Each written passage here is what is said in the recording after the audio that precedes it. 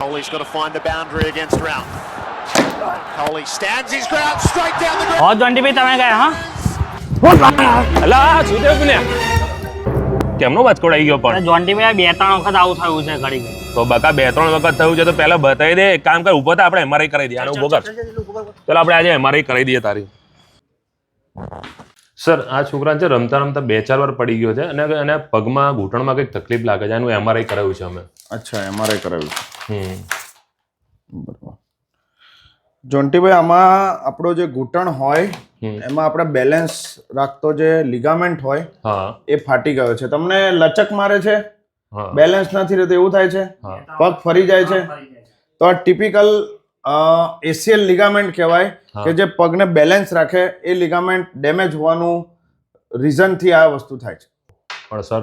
હા આની બિચારાની એટલી બધી પોઝિશન નહીં આમાં કોઈ એવું સેટલમેન્ટ છે કે ભાઈ આમ કશું આયુષ્માન કાર્ડમાં થઈ શકે બિલકુલ જોન્ટીભાઈ આયુષ્માન કાર્ડમાં સરકાર તરફથી આપણને લિગામેન્ટ અને ગાદી બંનેના ઓપરેશન આપણે ત્યાં થઈ જશે અને આખા ચરોતર જિલ્લામાં ખેડા જિલ્લામાં આ આર્થ્રોસ્કોપિક ઓપરેશન